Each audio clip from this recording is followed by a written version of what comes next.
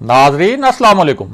Inside news के नए programme के साथ मैं हूं इब्राहिम राजा और आज हम बात करेंगे कि शहबाज शरीफ पिंडी से लाहौर तक पसे पर्दा क्या खेल खेल रहे हैं जो वजीर आजम इमरान खान के लिए एक बड़ा चैलेंज बन सकता है।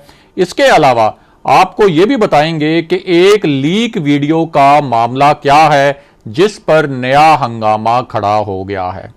अगर आप इस खबर की तफसील जानना चाहते हैं और आने वाले दिनों में भी अहम मामलात से आगाह रहना चाहते हैं तो हमारे चैनल को सब्सक्राइब कीजिए।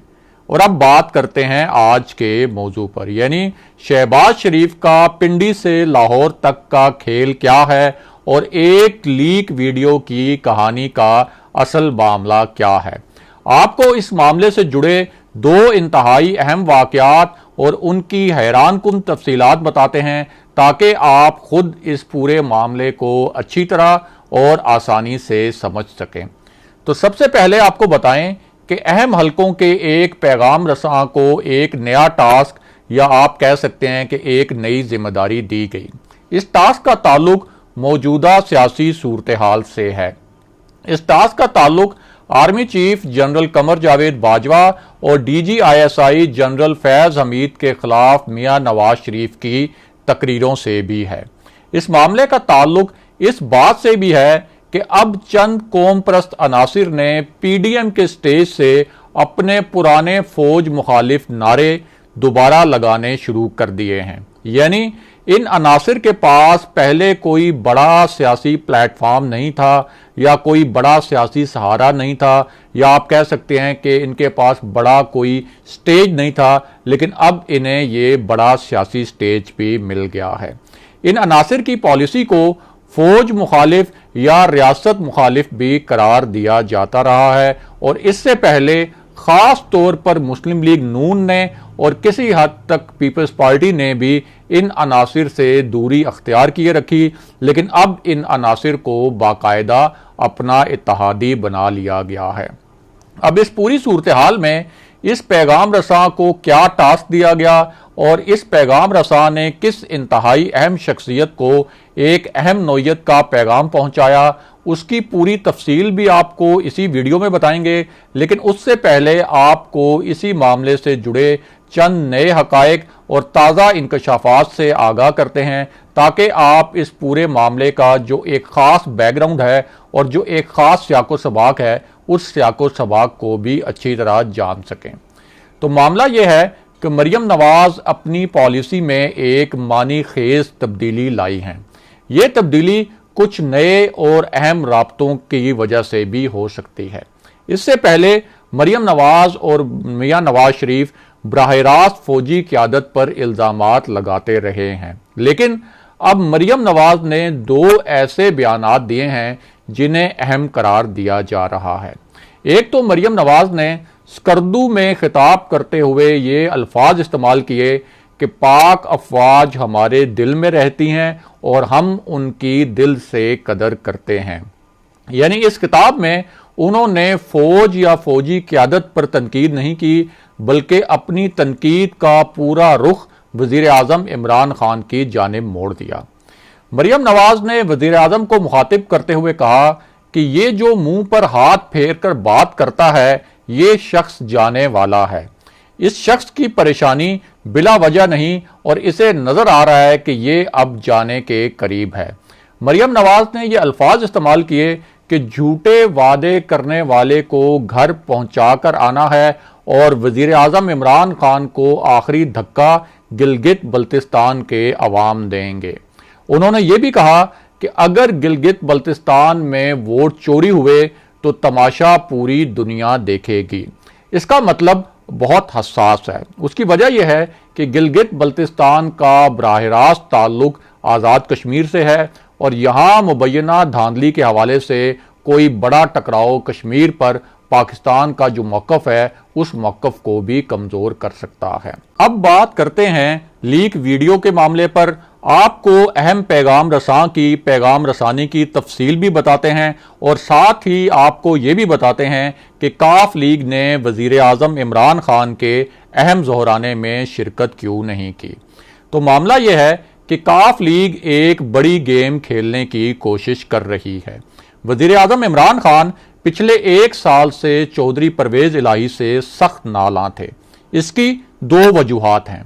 इसकी एक वजह तो यह है कि मौलाना फजलुर रहमान के धरने में चौधरी परवेज इलाही ने वजीर आजम को एतमाद में लिए बगैर मौलाना से मुज़ाकरात किए और उन्हें कुछ मुबैना यकीन दहानियां भी करवा दी। चौधरी परवेज इलाही के इस खेल का मकसद ये था कि वजीर आजम इमरान खान को सियासी तौर पर ब्लैकमेल किया जा सके।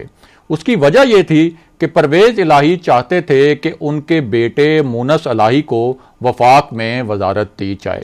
इसके अलावा वो अपने MPs के लिए पंजाब में ज्यादा अख्तियारात भी हासिल करना चाहते थे। उसके बाद चौधरी परवेज इलाही ने एक ऐसी हरकत की जिस पर वजीर आजम उनसे मुस्तकिल तौर पर नाराज हो गए। वो हरकत ये थी कि वजीर आजम इमरान खान मुनस इलाही को तो वफाक में वजारत देने पर रजामंद नहीं हुए, ताहम वो काफ लीग के दीगर जो मुतालबात हैं उस पर बात करने के लिए उन्होंने एक हुकूमती कमेटी बना दी थी। चौधरी परवेज इलाही ने इस कमेटी की मीटिंग में शिरकत पर रजामंदी भी जाहिर की, लेकिन जब इस कमेटी का इजलास हुआ तो ऐन उस वक्त पर चौधरी परवेज इलाही ने इस कमेटी में आने से इनकार कर दिया। चौधरी परवेज इलाही की इस हरकत पर वजीर आजम इतने नाराज थे कि उन्होंने काफ लीग को पैगाम भिजवाया कि वो अगर हुकूमत से अलग होना चाहती है तो अलग हो जाए, लेकिन अब हुकूमत उसकी सियासी ब्लैकमेलिंग में नहीं आएगी। चौधरी बरादरान को यकीन है कि नैब ने वजीर आजम इमरान खान के इशारे पर ही उनके खिलाफ इंक्वायरी शुरू की थी ताकि उन्हें कंट्रोल में रखा जा सके। काफ लीग के बारे में जानने वाले ये जानते हैं कि वो हमेशा पिंडी की सियासत करती है। इसी वजह से वो हुकूमत से अलग नहीं हो सकी, लेकिन हुकूमत को हर मुश्किल वक्त पर सियासी तौर पर ब्लैकमेल जरूर करती है। काफ लीग ने वजीर आजम के पिछले इशाये में भी शिरकत नहीं की थी और जिस दिन वो इशाया दिया गया था ऐन उसी दिन काफ लीग के मरकजी रहनुमा तारिक बशीर चीमा ने इस्लामाबाद में ही हुकूमत के कुछ इत्तेहादियों को अलग से इशाया दे दिया था। बहरहाल वापस आते हैं पैगाम रसां और वीडियो के मामले पर। तो पहले आपको आगाह करें कि एक पैगाम रसां को मियां नवाज शरीफ के हवाले से एक अहम पैगाम पहुंचाने की जिम्मेदारी दी गई थी। इस पैगाम का पस मंजर इदारों और अपोजिशन के दरमियान बढ़ती हुई कशीदगी के बारे में था और अब मामला इदारों से आगे चलकर रियासत के राजों तक या आप कह सकते हैं कौमी राजों तक पहुंच गया था। इस सूरत हाल में एक पैगाम रसां की शहबाज शरीफ से मुलाकात हुई। इस मुलाकात में मियां नवाज शरीफ की सख्त तकरीरों और उनके फौज मुखालिफ मौक़िफ़ के मामले पर बात हुई। इस मुलाकात में मियां नवाज शरीफ की सख्त तकरीरों और उनके फौज मुखालिफ मौक़िफ़ या आप कह सकते हैं कि उनका जो फौजी क़यादत के खिलाफ जो बयानिया है उस मामले पर भी बात हुई। इस मुलाकात में शहबाज शरीफ से यह भी पूछा गया कि उनके मुतालबात क्या हैं या नून लीग के मुतालबात क्या हैं, ताकि महाज आराई की जो एक मौजूदा एक सूरत हाल है ये सूरत हाल ख़त्म हो, यानी इदारों और अपोजिशन के दरमियान इस वक्त जो एक कशीदगी पाई जाती है वो ख़त्म हो, या आप कह सकते हैं कि मुज़ाकरात का कोई माहौल पैदा हो या बातचीत के लिए कोई सूरत हाल निकले। और ये जो इंकशाफ है ये सारा इंकशाफ मारूफ सहाफ़ी अंसार अब्बासी साहब ने किया है और उनके मुताबिक शहबाज शरीफ ने मुतालबात या मुज़ाकरात के हवाले से कोई भी बात करने से इनकार कर दिया, यानी उन्होंने इस हवाले से मियां नवाज शरीफ तक कोई भी पैगाम पहुंचाने से भी इनकार कर दिया। और अब बात करते हैं लीक वीडियो के मामले पर और आपको बताते हैं कि मियां नवाज शरीफ की जो लंदन में एवन फील्ड वाली रिहाइशगाह है वहाँ क्या हुआ। तो मामला यह है कि मियां नवाज शरीफ जब अपनी रिहाइशगाह से बाहर निकले तो उनके साथ आबिद शेर अली, हुसैन नवाज और मुस्लिम लीग नून बरतानिया के कुछ रहनुमा भी मौजूद थे। उस वक्त वहाँ कुछ पाकिस्तानी सहाफ़ी भी मौजूद थे। अब इस दौरान मियां नवाज शरीफ की क्या वीडियो लीक हुई वो आप खुद ही देख लें। सोशल मीडिया पे जितना चलता है ना वो टीवी से भी ज़्यादा